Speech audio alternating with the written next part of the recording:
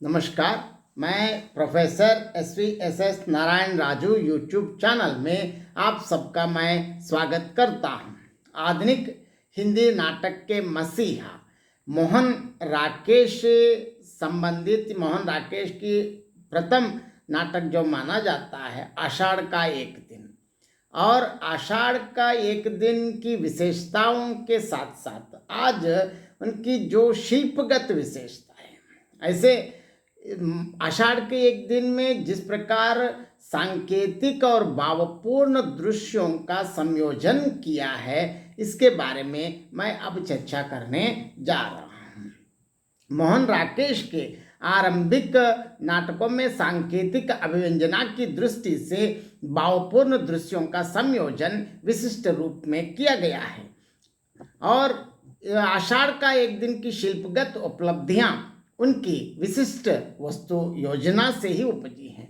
देश और काल की दृष्टि से इस नाटक की वस्तु को प्रस्तुत करना एक विशिष्ट शिल्प की अपेक्षा करता है।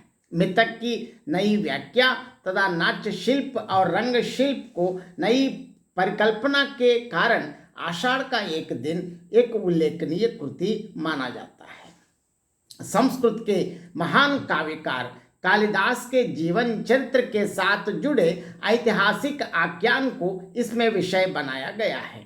शिल्प के स्तर पर प्रयोगधर्मिता की दृष्टि से इस नाटक में कई स्तरों पर नवीनता ही नहीं दिखाई पड़ती है। नाटककार ने प्रयोग को, इस नवीनता को अपनी जागरूकता के द्वारा सार्थक दिशा में अग्रसर भी किया है।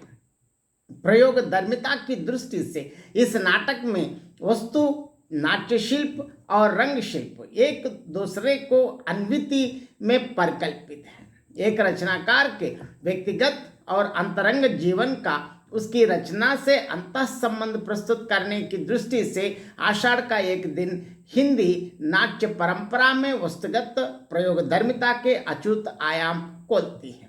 नाट्य शिल्प की दृष्टि से भी इस नाटक में उल्लेखनीय प्रयोग हुए हैं। मोहन राकेश ने कालिदास, मल्लिका, अंबिका, विलोम और मातुल आदि चरित्रों के द्वारा मनुष्य की नियति और उसकी संभावनाओं की खोज की है।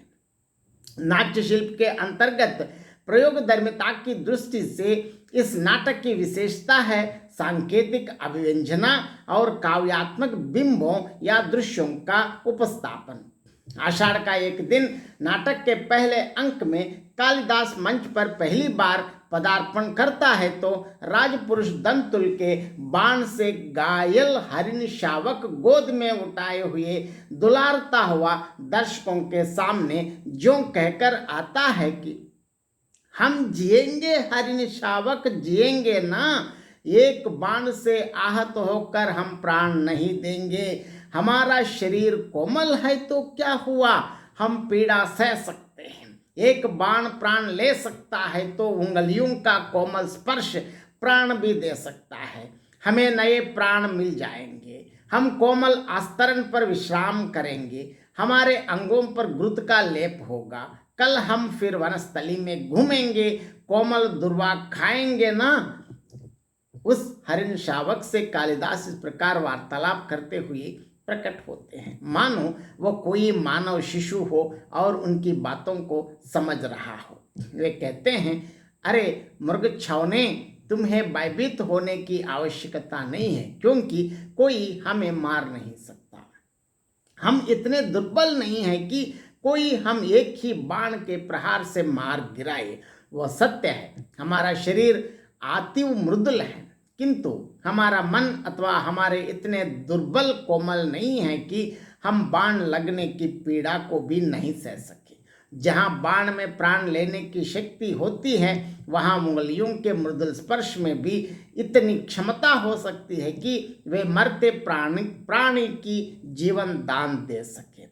अपनी भावुकता में कालिदास को यह स्मरण नहीं रहता कि हरिण का बच्चा उनकी बातें ना तो समझ ही सकता और ना उसके उत्तर ही दे सकता है। वे उसमें ऐसा रागात्मक संबंध जोड़ लेते हैं, मानो बाण उस हरिण शावक के नहीं वरना कालिदास के ही आकर लगा है। हरिण शावक सत्ता के द्वारा रौंदी जाती हुई सुकुमारता और सौंदर्य वृत्ति को अभिव्यंजित करता है, जिसे कालिदास बचाना है। अंबिका, मल्लिका, कालिदास और दंतुल के बीच हुए संवादों में हरिण शावक यह प्रतीक अपने सांकेतिक अर्थों की गहरी अनुभूति हमें देता है। अंबिका कहते हैं, इस घर के और आस्तरण हरिण शावक के लिए नहीं है। कालिदास हरिण शावक को अपने बाहों में उठाते हुए कहता है, मैं इसे घर ले जाऊंगा, इसके लिए मेरी बाहों का ही पर्याप्त है। और उसे टोकता हुआ दंतुल का संवाद आता है, और राजपुरुष दंतुल तुम्हें ले जाते हुए देखता रहेंगे। अंत में तलवार की मुठ पर हाथ रख के दंतुल को रोकती हुई मल्लिका का यह कथन उस मानवीय मूल्य को अभिव्यक्त देता है, जिसे इस दृश्य के द्वारा नाटककार अनुभूत कराना चाहता है। तुम्हारे लिए प्रश्न अधिकार का है, उनके लिए संवेदना का। कालिदास निशस्त्र होते हुए भी तुम्हारे शस्त्र की चिंता नहीं करेंगे।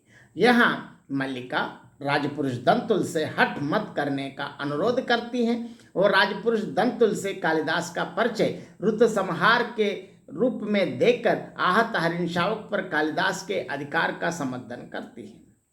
इसके पूर्व राजपुरुष और दंतुल के बीच अपराध, न्याय और अधिकार के संबंध में चर्चा होती है। नाटककार ने भावपूर्ण दृश्यों के संयोजन के द्वारा इस प्रसंग को महत्वपूर्ण बनाया है। आषाढ़ का एक दिन नाटक के आरंभ में कालिदास के साथ वर्षा विहार करके लौटी मल्लिका अपनी माता अंबिका को वर्षा में भीगने के अनुभव को अद्भुत बताती हुई उल्लसित स्वर में कहती है, नील कमल की तरह कोमल और आर्द्र, वायु की तरह हल्का और स्वप्न की तरह चित्रमय, मैं चाहती थी उसे अपने में भर लूं और आंख मूंद लूं। मल्लिका कहती है कि माँ जल से भरे हुए बादलों से आवृत आकाश का दृश्य नील कमल की भांति कोमल और सोजा हुआ पवन के समान हल्का और स्वप्नवत सुहावना एवं मनोरम प्रतीत हो रहा था। वह वातावरण इतना चित्ताकर्षक या मनोहर था कि मेरी यह बलवती इच्छा जागती हो उठी थी कि किसी प्रकार उस दृश्य को अपने तन मन में समाहित कर लूं, उसका अपने नेत्रों के माध्यम से अनुमान करके अपने नेत्रों को बंद कर लूं, जिससे वह मुझसे पृथक ना हो सके। अभिप्राय यह है कि मैं उस दृश्यावली का अनवरत अवलोकन करने को उत्कंठित हो उठी थी। यहाँ मल्लिका ने सौंदर्य का ऐसा साक्षात्कार कभी नहीं किया जैसे वो सौंदर्य अस्पृश्य होते हुए भी मामसल हो, जिसे पहली बार अनुभव हुआ कि वो क्या है, तो भावना को कविता का रूप देता है।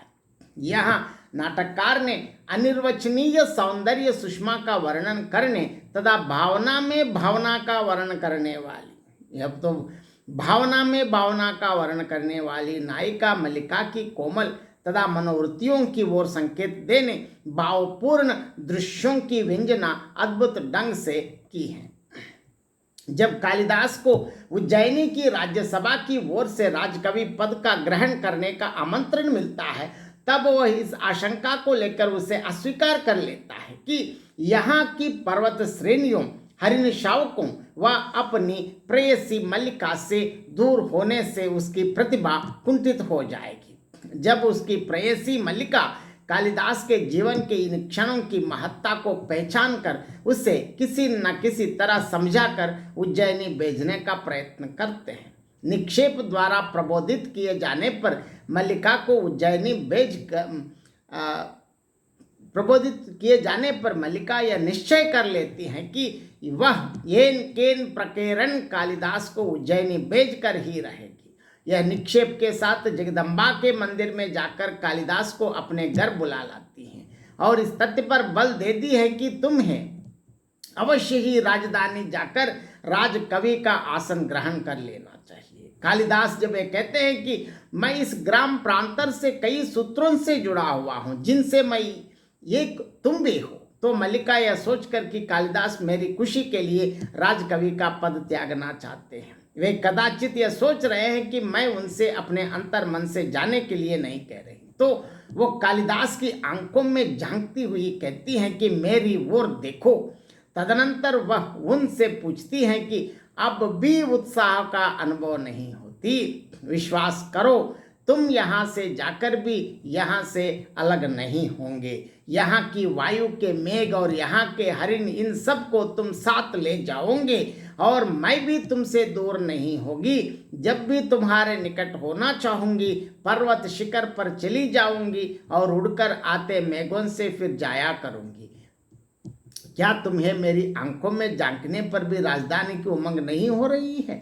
अर्थात क्या तुम्हें मेरी आंखों में यह भाव झलकता नहीं दिखाई देता कि मैं अपने अंतर्मन से यह चाहती हूँ कि तुम उज्जैनी चले जाओ।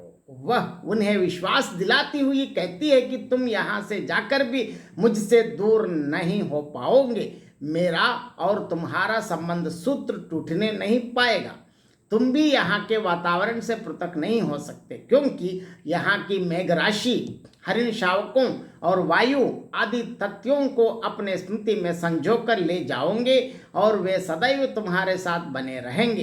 तुम वैसे तो मेरे अंतर मन में निवास किया ही करोगे। हाँ, जब कभी मैं तुमसे मिलना चाहा करूंगी, मेरी यह इच्छा हुआ करेगी कि मैं तुम्हारे सन्निकट पहुंच जाऊं, तो मैं पर्वत की चोटी पर जाकर मेघों में स्वयं को समाहित कर लिया करूंगी और उनमें समाविष्ट होकर तुम्हारे समीप जाया करूंगी। मल्लिका की इन पंक्तियों के अंतिम वाक्य से यह तथ्य भली भांति अभिव्यंजित हो रहा है कि वह कितनी अधिक भावनामयी नारी है और उसका मन कल्पना की कैसी बुढ़ाने बरता है। यहाँ कालिदास के कवि प्रतिभा की प्रेरणादायिनी शक्ति के रूप में मल्लिका के प्रत्यक्ष एवं अप्रत्यक्ष को कवि कालिदास के रचना साधना पर दिखाने नाटककार ने बिंबों का सफल संयोजन किया है।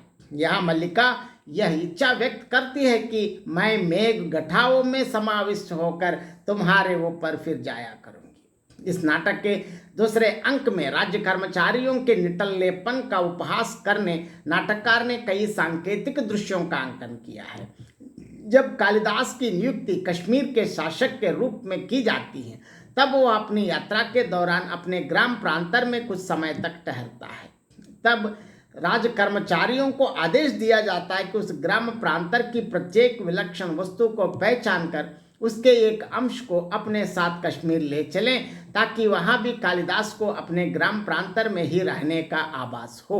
क्योंकि प्रियंग मंजरी यह निश्चय करते हैं कि ग्राम प्रांतर के वातावरण की मुख्य बातों को अनुकृति करके कश्मीर ले जाएं और उसके आधार पर वहां वैसे ही कृत्रिम वातावरण का निर्माण कर लिया जाए।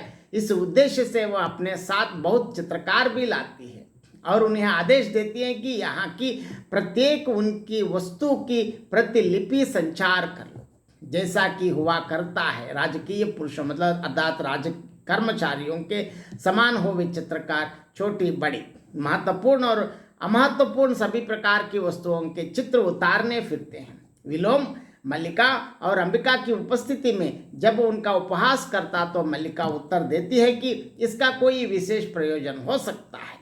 मल्लिका के कथन को उपहास में उड़ाते हुए विलोम कहता है, मैं कब कहता हूं कि दूसरा अर्थ नहीं है। अर्थ बहुत स्पष्ट है। वे यहाँ की हर वस्तु को विचित्र रूप में देखते हैं और उस वैचित्र्य को यहाँ से जाकर दूसरों को दिखाना चाहता है। तुम, मैं, यह घर, ये पर्वत सब उनके लिए विचित्र के उदाहरण हैं।